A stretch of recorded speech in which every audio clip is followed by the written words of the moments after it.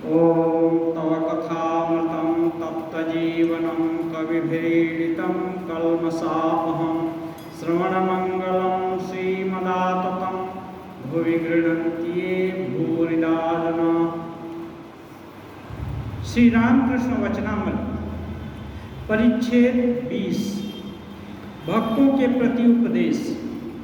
बाबूराम आदि के साथ स्वाधीन इच्छा के संबंध में वार्तालाप। श्री तोतापुरी का आत्महत्या करने का संकल्प, इस विषय में चर्चा। श्री रामकृष्ण तीसरे पहर के बाद दक्षिणेश्वर मंदिर के अपने कमरे के पश्चिम वाले वरांदे में वार्तालाप कर रहे हैं। साथ बाबूराम, मास्टर, रामदयाल आदि हैं। दिसंबर 1882 ईस्वी बाबूराम, रामदयाल और मास्टर आज रात को यहीं रहेंगे। बड़े दिनों की छुट्टी हुई है। मास्टर कल भी रहेंगे। बाबूराम नए आए हैं। श्री रामकृष्ण भक्तों के प्रति। ईश्वर सब कुछ कर रहे हैं, यह ज्ञान होने पर मनुष्य जीवन मुक्त हो जाता है। केशव सेन शंभु मल्लिक के साथ आया था। मैंने उससे कहा, वृक्ष के पत्ते तक ईश्वर की इच्छा के बिना नहीं हिलते। स्वाधीन इच्छा है कहाँ? स्वाधीन इच्छा है कहाँ? सभी ईश्वर के अधीन हैं। नागा न्यांता ठाकुर बोलते थे, उतने बड़े ज्ञानी थे। वे भी पानी में डूबने गए थे। यहाँ पर 11 महीने रहे। पेट की पीड़ा हुई, रोग की यंत्रणा से घबराकर गंगा में डूबने गए थे। घाट के पास काफी दूर तक जल कम था। जितना ही आगे बढ़ते हैं घुटने भर से अधिक जल नहीं मिलता। तब उन्होंने समझकर लौट आए। एक बार अत्यंत अधिक बीमारी के कारण मैं बहुत ही जिद्दी हो गया था। गले में छुरी लगाने चला था। इसीलिए कहता हूँ, माँ मैं यंत्र हूँ, तुम यंत्री, मैं रथ हूँ, तुम रथी। जैसा चलाती हो वैसा ही चलता हूँ, जैसा कराती हो वैसा ही करता हूँ। ये देह बोध बहुत कठिन है। इसलिए जब नाना प्रकार की शारीरिक मानसिक यंत्रणाएं सब आने लगती हैं तो होश नहीं रहता। अभी तोतापुरी जी विदेह अवस्था को प्राप्त हो गए थे। फिर सोचते हैं इतनी पीड़ा हो रही है तो जब ये देह अनित्य है और ब्रह्म ज्ञान हो गया है तो फिर इसको रखने का क्या जरूरत, इसका विसर्जन कर दें। लेकिन उनकी विसर्जन करने की जो चेष्टा है वो पूरी नहीं हो पाई। प्रयास किए लेकिन ये पूरी नहीं हो पाई।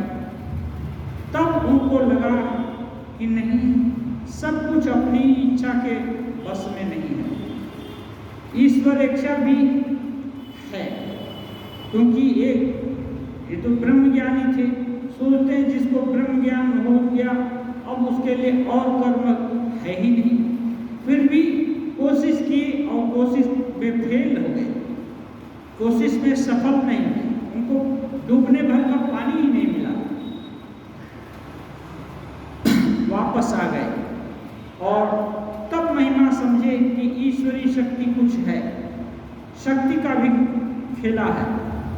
तब तोतापुरी जी को पूरा जब ये एहसास हुआ कि नहीं ये तो क्या है, क्या यह दैवी माया है।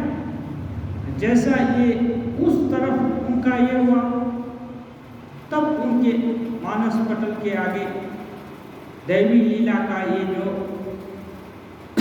जो दृश्य था वो भी किया था। इस चीज़ को कभी नहीं मानते थे कि ईश्वर इच्छा से भी होगा, क्योंकि ये ज्ञान मार्ग का अवलंबन करके एक किए थे, इसलिए ईश्वर पर विश्वास नहीं करने से भी होगा और उनकी महिमा को नहीं समझते थे, इसलिए ऐसा किया।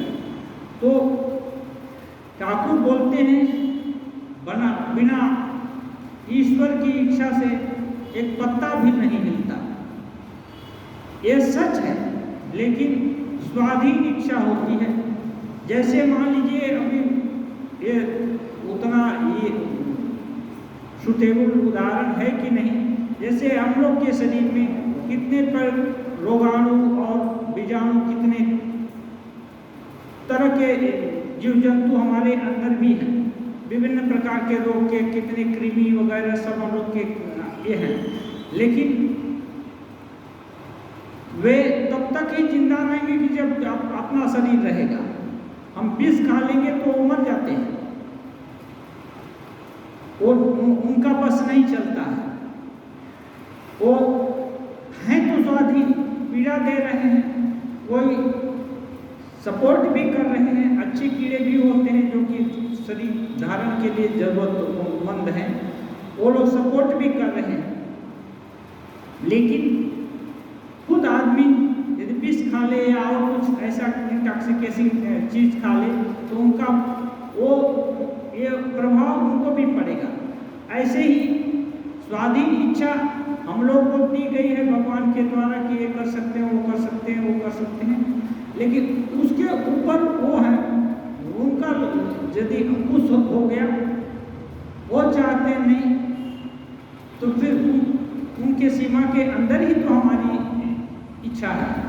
हमारी इच्छा जो हमारी शक्ति, हमारा सामर्थ्य, अपना जो कुछ भी दिया हुआ है, सब उसके ऊपर एक बाउंड्री है।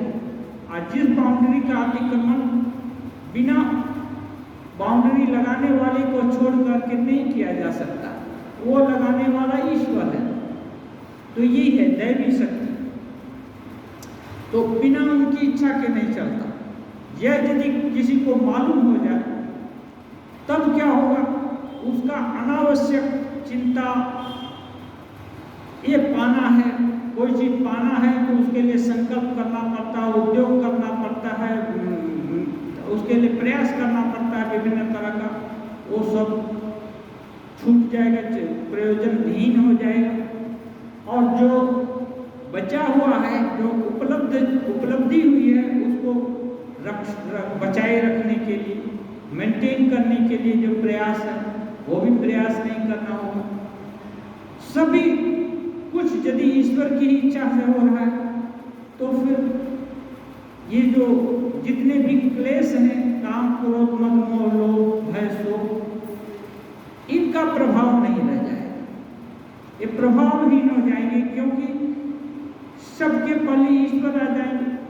और ईश्वर नित्य शुद्ध बुद्ध मुक्त स्वभाव है, तो जो जिसकी सत्ता चिंता करता है उसकी सत्ता पाता है। तो जब ऐसा ऐसी समझ हो गई कि सब कुछ ईश्वर की इच्छा से हो रहा है, दुख भी हो रहा है, सुख भी हो रहा है, सोच भी हो रही है, ये समझ भी बन रही है, तब ईश्वर को छोड़कर वहाँ कुछ रहेगा नहीं, तो ये मुक्त के जैसा ही मुक्त ही हो जाएगा। इसलिए ठाकुर बोलते हैं ये ज्ञान हो जाए कि ईश्वर सब कुछ कर रहे हैं, वह जीवन मुक्त हो जाता है। श्री राम कृष्ण के कमरे में गाना हो रहा है, भक्तगण गाना गा रहे हैं, उसका भावार्थ इस प्रकार है।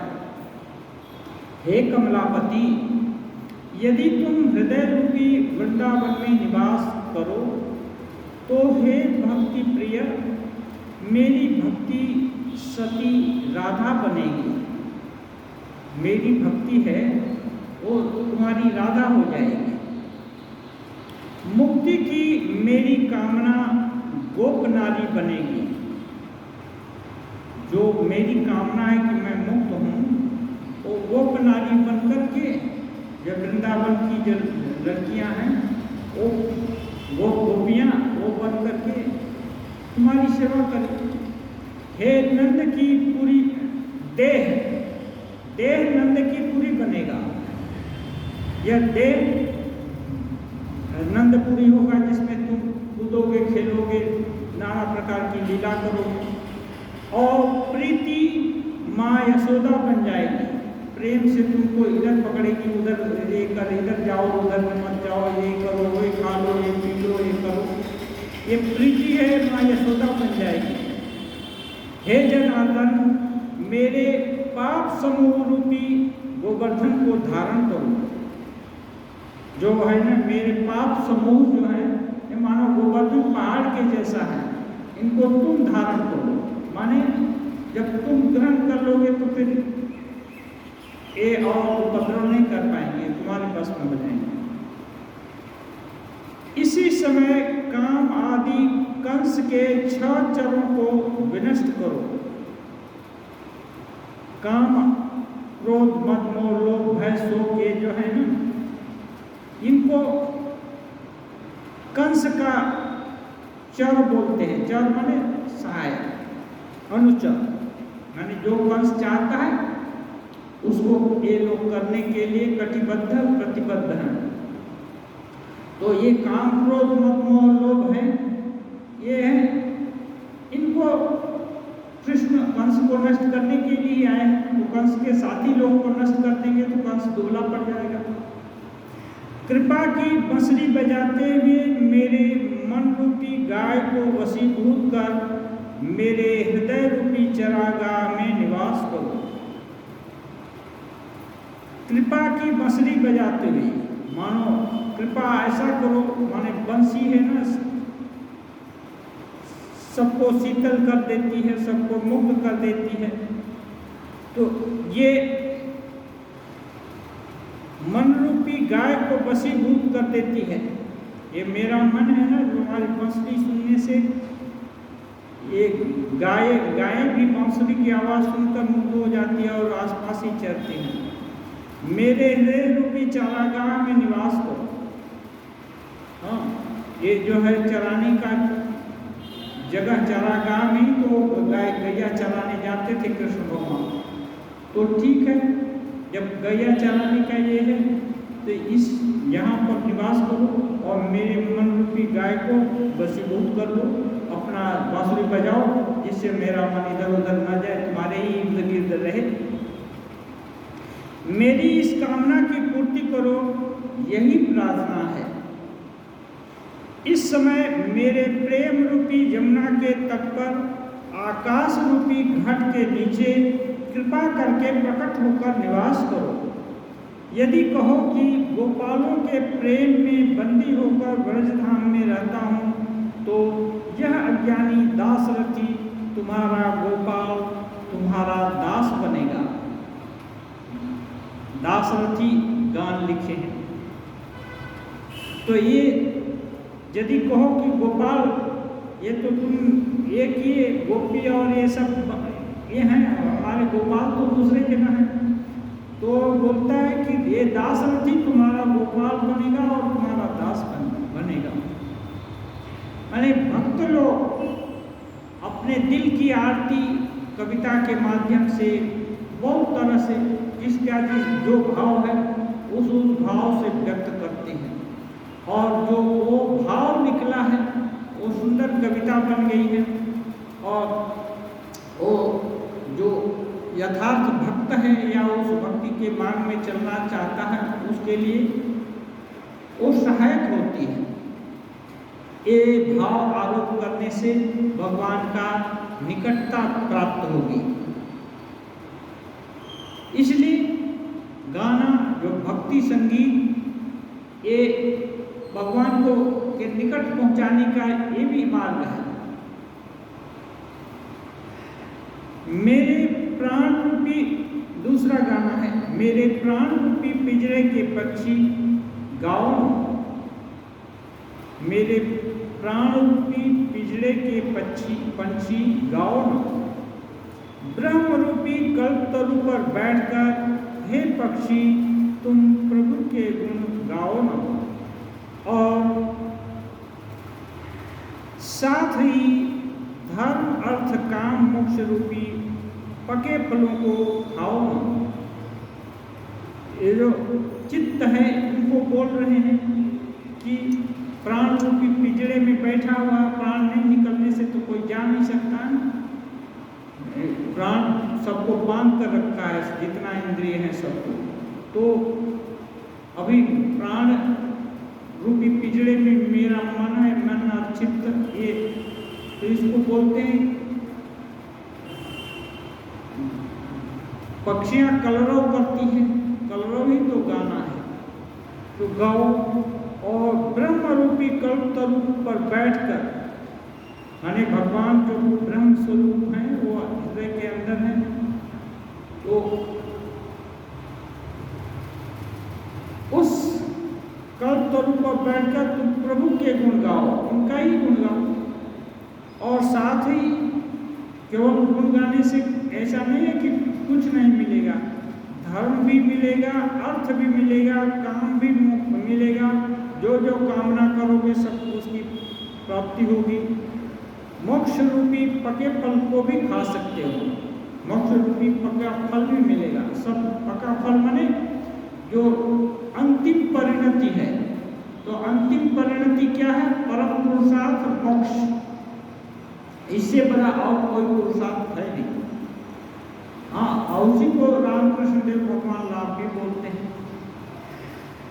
नंदन बागान के श्रीनाथ मित्र अपने मित्रों के साथ आए हैं। श्री रामकृष्ण उन्हें देखकर कहते हैं, यह देखो, इनकी आंखों में भीतर से सब कुछ दिखाई पड़ रहा है।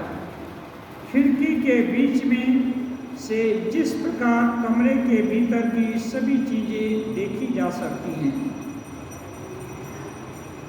अक्षरी पुरुष बोलते हैं, आंख के को देख करके उसकी जो प्रज्ञा चक्षु संपन्न लोग हैं वो किसी के आंख देखकर उसके थ्रू उसके शरीर के भीतर जाकर साफ चीज देख सकते हैं, उसका मन बुद्धि हर कुछ देख सकते हैं। ऐसे ही ठाकुर को भी ये योग दृष्टि प्राप्त थी। बोल रहे हैं, यह देखो, इसकी आंखों के भीतर का सब कुछ दिखाई पड़ रहा है। खिड़की के कांच में से जिस प्रकार कमरे के भीतर की सभी चीजें देखी जाती हैं, खिड़की से देखते हैं, ऐसे आंख के भीतर से सब भीतर में क्या क्या पड़ा हुआ है सब कुछ दिखाई देता है। श्रीनाथ यज्ञनाथ ये लोग नंदन बागान के ब्राह्मण परिवार के हैं। इनके मकान पर प्रतिवर्ष ब्राह्म समाज का उत्सव होता था।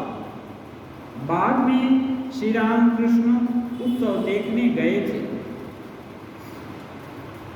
सायंकाल को मंदिर में आरती होने लगी। ये दक्षिणेश्वर है। कमरे के छोटे तख्त पर बैठकर श्री रामकृष्ण ईश्वर चिंतन कर रहे हैं। धीरे धीरे भावभंग हो गए। भाव शांत होने पर कहते हैं, माँ उसे भी खींच लो, वह इतने दीन भाव से रहता है, तुम्हारे पास आना जाना कर रहा है। जिसको देखते हैं ठाकुर कि इसके अंदर कुछ सत्य है, अच्छी भावना है, सोचते हैं वो उन्नत हो जाए। उस समय ठाकुर जिस समय आए, धर्म का बहुत चूड़ांत ह्रास हुआ था, इसलिए कुछ लोग कुछ अच्छे अच्छे मसाल नहीं जलेंगे तो लोगों का आस्था ही खत्म हो जाएगा। इसलिए उसमें जीवनी शक्ति लाने के लिए ठाकुर अभी जो जिसमें कोई सार नहीं है उसके पीछे खटे, पत्थर पर कुआं खोदे तो बहुत एनर्जी, बहुत शक्ति लगेगी। हो सकता है भीतर में पानी न मिले या मिले भी तो बहुत थोड़ा मिले, लेकिन अच्छी मिट्टी है उसमें कुआं खोदेंगे तो जल्दी भी हो जाएगा और पानी मिलने का ज़्यादा भी चांस है। तो जिसमें सार है उसको ठाकुर जगा देना चाहते हैं जल्दी से, और बाकी जो असार लेकर असार में जो काम कांचन में पड़े रहना, जिसकी टेंडेंसी है, जिसका प्रवृत्ति है, ज़्यादा, उसमें ये सब पशु भाव ज़्यादा है, उनको बोलते हैं ठीक है ये भोग करें। और धक्का खाते खाते ये जो रोग शोक जितना है ना, उत्कर्ष विकर्ष सब होते होते तब भी सीखते हैं। तो धीरे धीरे क्रम विकास होता है। लेकिन जो विकसित हैं उनको ठाकुर चाहते हैं विकसित तो जल्दी उसको कुछ हो जाए, इसलिए माँ से प्रार्थना कर रहे हैं कि माँ वह इतने दीन भाव से, यानी दीन भाव का मतलब अपने को सक्षम नहीं पाकर किसी सक्षम के पास, और जो सच में सक्षम है उसके पास आरती लगाकर देख रहा है, तो ये भाव को दीन भाव कहते हैं। तुम्हारे पास आना जाना करता है, तुम्हारे पास में ठाकुर के स्वयं पास, ठाकुर अपने पास नहीं बोलते हैं, ठाकुर माँ के साथ एक हो गए हैं, इसलिए ठाकुर के पास जो आता है उसको ठाकुर समझते हैं माँ के पास आता है, ये भाव। और ये भाव ऐसे भी उत्तम है, अपने पास जो कुछ है वो माँ का है, भगवान का है, ये होने से अभिमान उसका जाएगा नहीं, अनावश्यक मोह है वो भी कम हो जाएगा। तो लेकिन ठाकुर का ये जो है सहज स्वभाव ये भाव था उनके, वो जानते माँ को छोड़कर और कुछ भी उनके अंदर नहीं है, माँ ही सब कुछ कर रही है, ये रामकृष्ण विग्रह धारण करके। इसलिए उनके पास कोई आता तो बोलते माँ तुम्हारे पास आया, एक उत्तम भाव है। ऐसे भी साधारण लोग जो उतना नहीं जानते हैं, हाँ उतना ऊंचे नहीं है, वो भी सोचे कि ये भगवान को अपना कर्णधार मान ले, हे भगवान ये तुम्हारा है, ये तुम्हारे पास कोई भिक्षा मांगने के लिए आया, ये तुम्हारे पास भिक्षा मांगने के लिए आया, हाँ सहायता मांगता है तो तुम्हारे से सहायता मांगता है, हाँ सेवा मांगता है तो तुमसे सेवा मांगता है, हाँ जो कुछ सामर्थ्य दिया है ये तुम्हारा है, तो ये हर कुछ जब तुम्हारा है, ये सहायता करने आया है ये भी तुम्हारा है, तो सहायक रूप में उसकी याद कम आएगी, भगवान की पहले आएगी। श्री रामकृष्ण भाव में क्या बाबू राम की बात कह रहे हैं? ये एक बात हुई तो उसके ऊपर बात बढ़ती है। ये मास्टर महाशय अपने मन में सोच रहे हैं ठाकुर क्या बाबू राम की बात सोच रहे हैं, क्योंकि बाबू राम आना जाना शुरू किए, जो भी मर्त्य लोक में शरीर धारण करता है, एक काम क्रोध मद मोह लोभ ये सब है ना, सब कुछ न कुछ परिमाण में अपना प्रभाव दिखाते ही हैं, इससे कोई अछूता नहीं है। तो इसको थोड़ा शक्ति मिल जाए, ईश्वरीय शक्ति, तब उसको सही दिशा मिल जाती है। यही अच्छे श्रेष्ठ गुरु आचार्य महापुरुष लोगों का। और यहाँ तो भगवान स्वयं धर्म की ग्लानि दूर करने के लिए आए हैं। ओ अनुमान कर रहे हैं मास्टर कि क्या बाबू राम के विषय में सोच रहे हैं। अब वर्णन कर रहे हैं, बाबू राम मास्टर रामदयाल आदि बैठे हैं। रात के 8-9 बजे का समय होगा। श्री रामकृष्ण समाधि तत्व समझा रहे हैं। जड़ समाधि, चेतन समाधि, स्थित समाधि, उन्मना समाधि, या 4 प्रकार की समाधि। एक जड़ समाधि है, दूसरा चेतन समाधि, तीसरा स्थित समाधि और चौथी है उन्मना समाधि। क्या ईश्वर निष्ठुर हैं? अब प्रश्न होता है कि ये जब इतनी तरह की उच्च भूमियां हैं तो ये क्यों नहीं सबको होती? जब अपने ही भगवान हैं तो भगवान क्यों नहीं देते? अपने ही हैं तो क्यों इससे डिप्राइव करके रखते हैं? सुख दुख की बात चल रही है। ईश्वर ने इतना दुख क्यों बनाया? स्वामी जी जब दुख का थपेड़ा खूब खाए तो बोले, कभी ये भी बोले हैं कि मैं यदि भगवान होता तो इससे कहीं बेटर सृष्टि कर देता, अच्छी सृष्टि। ये हो जाता है, क्योंकि दुखी आदमी फिर सीमा नहीं रहती। इसलिए जो ठाकुर बोलते हैं ये तोता पाखी मैना को कितना भी सिखाया है, और जब बिल्ली पकड़ती है तो टें अपना सहज स्वरूप आ जाता है। लेकिन जिसको मार रहा है और वो सोचे कि नहीं, मारने वाला भी भगवान का ही स्वरूप है। जैसे एक कहानी कभी ठाकुर ही बताए, मावत नारायण, ये जो है ये कहाँ की कहानी है। एक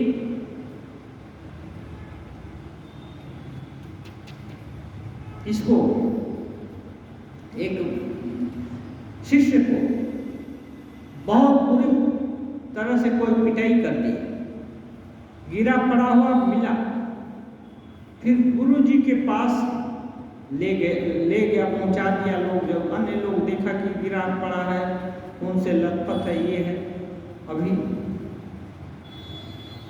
तो गुरु जी के पास गया तो सभी पाले तो सभी लोग चेष्टा करते हैं कि वो थोड़ा जी में बोले तो सही, कहाँ कष्ट है, कहाँ क्या है। यानी अनकॉन्शियस है तो कॉन्शियस लेवल में आ जाए। तो कोई कुछ हवा करता है, कोई पानी का छींटा देता है, कोई थोड़ा दूध ले आया, गर्म गर्म दूध देने से जो मारपीट हुआ है उसका थोड़ा सा हो सकता है प्रभाव कम हो। हाँ, खाने से एनर्जी मिलती है। तो उसको बहुत सारा उपाय किया गया। तो उसको पूछा गया, आँख खुली तो उसको पूछा गया कि दूध कौन पिला रहा है? तो वो बोला, जिसने मारा है उसी ने पिला, जिसने अपने को मारा है वही पिलाना है। मैंने बोध है यही है कि मारने वाला और पिलाने वाला दोनों एक है। तो इतना ऊंचा भाव यदि हो, इसको सच्चा भाव कहते हैं। तो ये ज्ञान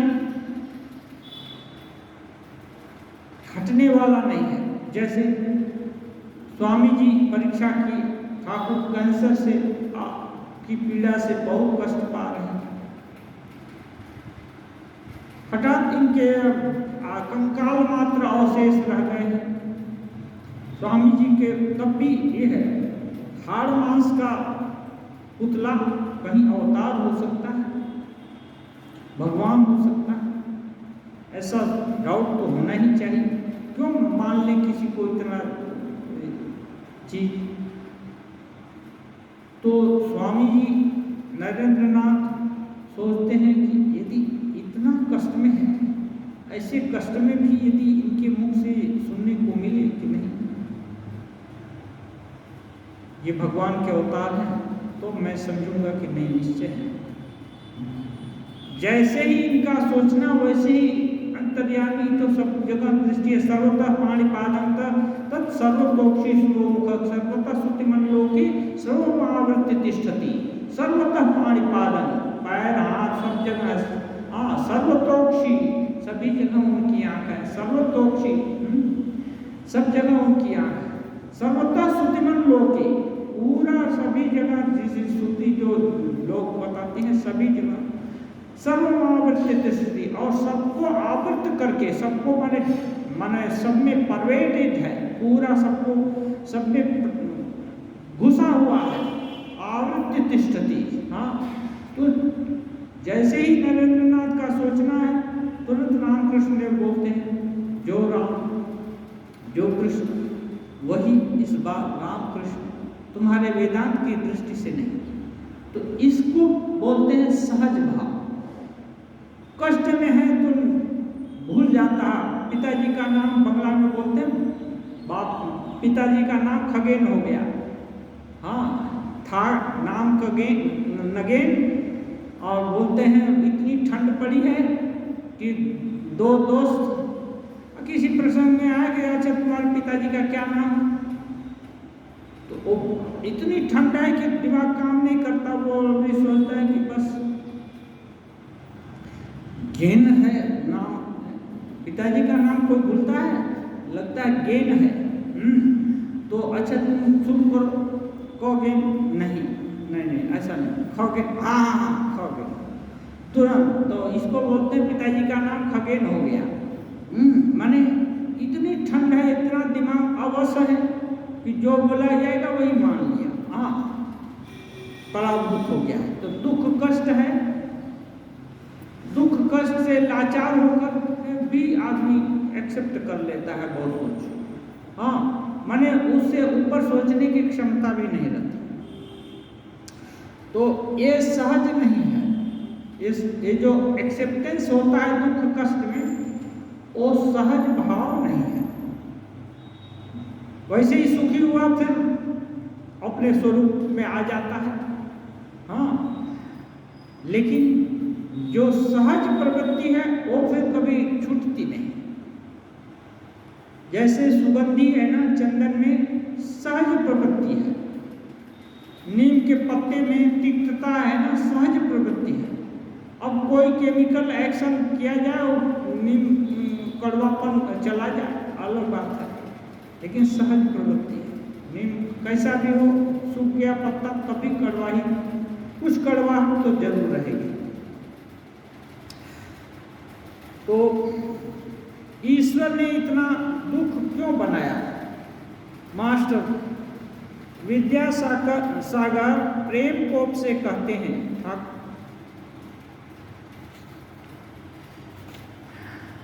अब डायरेक्ट खुद भी न करके के दूसरे का बात उत्थापित कर रहे हैं। विद्यासागर प्रेम कोप से कहते हैं, ईश्वर को पुकारने की क्या आवश्यकता है? देखो, चंगेज खान ने जिस समय लूट मार करना आरंभ किया, उस समय उसने अनेक लोगों को बंद कर दिया। धीरे धीरे करीब 1 लाख कैदी इकट्ठे हो गए। तब सेनापतियों ने आकर कहा, हुजूर, इन्हें खिलाएगा कौन?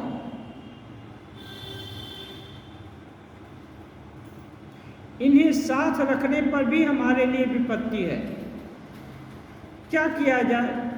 छोड़ने पर भी विपत्ति है। अब 1 लाख हो गए। उस समय चंगेज खान ने कहा, तो फिर क्या किया जाए? उनका वध कर डालो। उसको तो मारने में तो कुछ नहीं, एक क्राइम करते करते, अपराध करते करते अपराध सहज प्रवृत्ति हो गई, मार डालो। इसलिए कचाकच काट डालने का आदेश हो गया, धड़ाधड़ काट दो। इस हत्याकांड को तो ईश्वर ने देखा, कहाँ निवारण भी तो नहीं किया। वे हैं तो रहे, मुझे उनकी आवश्यकता प्रतीत नहीं होती। ये विद्यासागर का भाव। मेरा तो कोई भला न हुआ, मेरी तो गर्दन कट गई। माने जो 1 लाख लोगों में यदि मैं था तो मेरी तो गर्दन कट गई, तो भला ऐसे ईश्वर से क्या? नाना प्रकार के भाव होते हैं, बहुत तरह के लोग हैं। तो ये रामकृष्ण देव भगवत पुरुष हैं, मास्टर माँ से जानते हैं, तो पूछ रहे हैं कि इसका क्या तात्पर्य हो सकता है। श्री रामकृष्ण, क्या ईश्वर का काम वे किस उद्देश्य से क्या करते हैं समझा जा सकता है? वे सृष्टि, पालन, संहार सभी कर रहे हैं। वे क्यों संहार कर रहे हैं, हम क्या समझ सकते हैं? मैं कहता हूँ, माँ, मुझे समझने की आवश्यकता भी नहीं, बस अपने चरण कमल में भक्ति दो। मनुष्य जीवन का उद्देश्य है इसी भक्ति को प्राप्त करना, और सब माँ जाने। बगीचे में आम खाने को आया हूँ, कितने पेड़, कितनी शाखाएं, कितने करोड़ पत्ते हैं, यह हिसाब किताब करने से मुझे क्या मतलब। मैं आम खाता हूँ, पेड़ और पत्तों के हिसाब से मेरा क्या संबंध। एक भाव है विद्यासागर महाशय का, ये मास्टर महाशय ठाकुर को बोले तो बोलते हैं कि ईश्वर किस उद्देश्य से क्या काम करते हैं, जो सभी समय सृष्टि, स्थिति, पालन, संहार सभी कुछ कर रहे हैं। तो अब वो किस उद्देश्य से करते हैं, क्यों मारते हैं, संहार कर रहे हैं, ये कौन क्या कैसे समझे। और ये इतनी बड़ी पहेली है कि ईश्वर को समझना तो ईश्वर ही समझ सकते हैं कि मनुष्य का बुद्धि तो थोड़ा है ना, थोड़ी बुद्धि में बहुत कुछ नहीं रखा जा सकता। छोटी घटी में तो थोड़ा सा ही माल रहेगा, बड़ी घटी में होगा। तो ईश्वर जो सब कुछ जानने वाले, सर्वज्ञ, सर्वशक्तिमान, सबके घट घट में विराजमान, उनको क्या पड़ी, क्यों संहार कर रहे हैं, इसको कौन समझे। यदि संहार नहीं करेंगे तो दूसरा सृष्टि ये होगा। तो ये चीज को ठाकुर बोल रहे हैं कि ये पहेली, कुछ लोग का स्वभाव है कि विभिन्न तरह की पहेली बनाते हैं और पहेली का अर्थ निकालो, इसको समझो। विभिन्न तरह का ऐसे खेल भी आविष्कृत करते हैं। ये खेल आविष्कृत को ये यहाँ तक जाने से उत्तीर्ण हो जाएगा। इस धंधे में भी बहुत सारे लोग व्यस्त रहते हैं। इससे मिलता जुलता नहीं है, एक बुद्धि का एक्सरसाइज होता है, ज़्यादा कुछ नहीं मिलता है। तो अब रामकृष्ण देव का जो स्टाइल है, उनका अपना मत है कि ये इतना अच्छा श्रेष्ठ जन्म मिला मनुष्य जन्म, तो इसको छोटे मोटे काम में लगाकर हम इसका समय नष्ट करेंगे। छोटे मोटे काम में वो नहीं इसको व्यर्थ गंवाना चाहते। इसलिए वो बच्चे थे तभी से पैनी दृष्टि है कि ये क्यों हो रहा है, इससे क्या लाभ मिलने वाला है। बच्चा भी कैलकुलेशन करता है, बच्चा एकदम बेवकूफ नहीं होता है, उसको कम बुद्धि होती है, बुद्धि का विकास कम होता है। छोटा पौधा है तो उसमें बहुत बड़े वट वृक्ष की संभावना तो पूरी ही है, लेकिन इतनी शाखा पर शाखाएं, इतनी मजबूती तो पहले दिन ही नहीं हो जाती है, धीरे धीरे बढ़ता है। और उसका विकास भी पहले 2-1 ब्रांच होगा, फिर 4 ब्रांच होगा, फिर 6 होगा, ऐसे करके हजारों ब्रांच हो जाती है। ऐसे ही बुद्धि का विकास भी होगा। फिर भी छोटे अवस्था में भी ये सोचते हैं कि नहीं, इसके क्या लाभ होगा, इसका सार क्या होगा। तो सार को ग्रहण करने की जिसकी सहज प्रवृत्ति है, वो ये सब जो विभिन्न तरह के कसरत है धर्माधर्म की, इसमें नहीं पढ़ करके वो बोलते हैं कि हे माँ, मैं तुम्हारे सब कार्यों को समझने की चाह नहीं रखता, बस अपने चरण कमल में भक्ति दे दो, क्योंकि भक्ति ही सार है। जब तुम मेरी कर्णधार हो जाओगी, मेरी माँ, तो मेरा अकल्याण कभी नहीं होने देगी। माँ जब माँ के रहते बच्चा का कोई अनिष्ट कर सकता है, कभी नहीं करने देगी। तो इसलिए मैं तो तुम्हारे चरण कमल में भक्ति चाहता हूँ, और भक्ति रहेगी तो तुम वहां से दूर नहीं जा सकते। इसलिए बोल रहे हैं कि ये भक्ति पाना ही मनुष्य जीवन का उद्देश्य है। तो बाकी चीज को का हिसाब किताब इतना करने का क्या जरूरत, इसमें समय नष्ट करने का क्या जरूरत। इसको एक साधारण उदाहरण देकर 2 साथी गए घूमते घूमते एक बगीचे में, अच्छे अच्छे आम पके थे। एक सोचा चलो इसको टेस्ट करके देखते हैं, तो टेस्ट करके देखेंगे कैसे, मालिक से तो मांगना पड़ेगा। तो मालिक नहीं है, लेकिन मालिक उसका देखभाल करता है, अभी वही इमीडिएट मालिक है। उसके पास गया, बोला 2-4 इतने फल हैं, तो आगे ये नहीं था कि एक फल को तोड़ ले तो चोरी हो गया, या एक फल दे दे तो कुछ गुनाह हो गया, आगे ये नहीं था।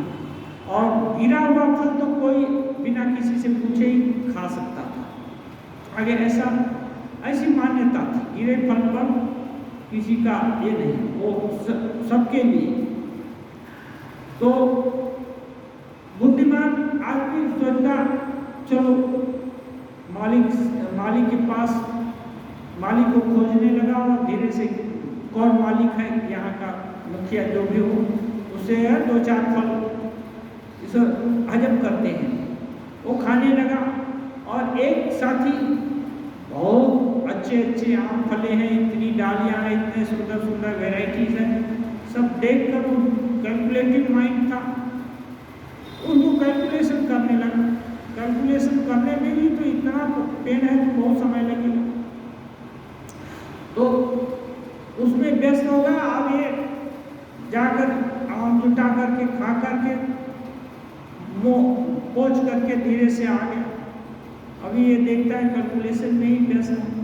तो ठाकुर बोलते हैं कि कौन बुद्धिमान है, आम के बगीचे में आए, उसका श्रेष्ठ चीज क्या है? श्रेष्ठ चीज तो फल है। फल जो 2-1 पा लिया, उसको तो उसका कॉन्क्रीट ज्ञान हो गया, एकदम अच्छा ज्ञान हो गया। और जो पता ही गिना अनुमान किया, वो तो केवल एक तो ब्रेन की एक्सरसाइज किया, वो तो घर में बैठकर भी कर सकता था। तो ये है, तो हम लोग बहुत तरह की टेंडेंसी वाले हैं, इसलिए ठाकुर मास्टर महाशय के उस प्रश्न का जवाब इस तरह से देते हैं कि जो लोग इसमें रुचि रखते हों, वो धर्माधर्म का ये सब का विचार करें, अपना निर्णय लें। हाँ, इसी के कारण तो विद्यासागर को तो ठाकुर आपत दिए थे कि माझे दक्षिणेश्वर आइए, वो एक बार भी नहीं गए। हाँ, क्योंकि जब अमृत समुद्र में डुबकी नहीं लगाएंगे तो फिर क्या मिलेगा? बाहर में तो बीसी ही है, तो बीसी तो मिलेगा। इसलिए बहुत उपकार किए, उनको उपकार करने में अच्छा लगता था, दूसरों का दर्द नहीं देखा जाता था।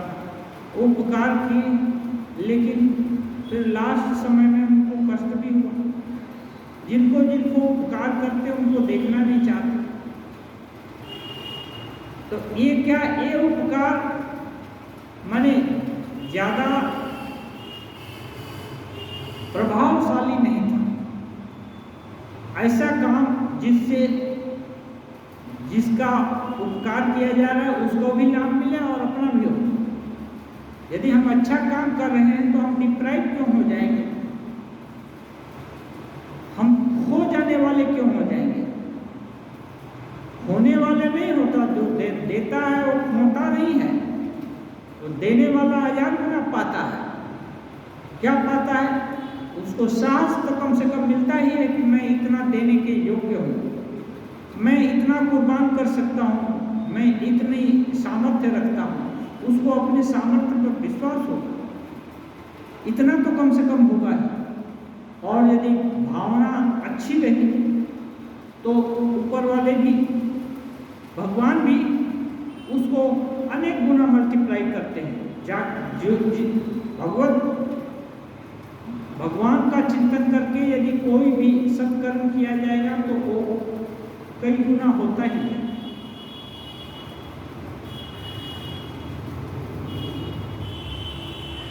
आज रात में बाबूराम मास्टर और रामदयाल श्री रामकृष्ण के कमरे में जमीन पर सोए। आधी रात 2-3 बजे का समय होगा। श्री रामकृष्ण के कमरे में बत्ती बुझ गई है। वे स्वयं बिस्तर पर बैठे हैं, बीच बीच में भक्तों से बात कर रहे हैं। ठाकुर को पूरी नींद नहीं आती थी।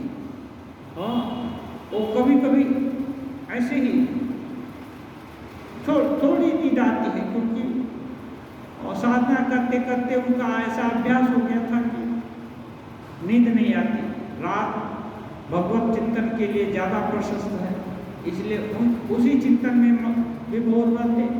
और कहते भी हैं कि समाधि जिसको होती है, समाधि में जितना ये क्या होते हैं शारीरिक, ये जो शरीर में सौम्यता जो है, जो सोने से होती है ना, कि प्रगाढ़ निद्रा, बहुत आनंद में रहा, अच्छा रहा। और ये तो समाधि में तो परमानंद की प्राप्ति हो रही है।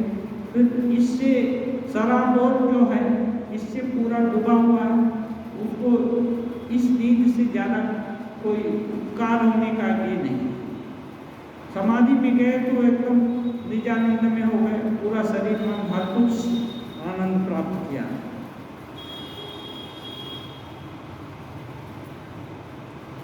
ओम निरंजनम नित्यम अनंत रूपम भक्तानुकंपादृष्ट विग्रहम वै ईशावतारम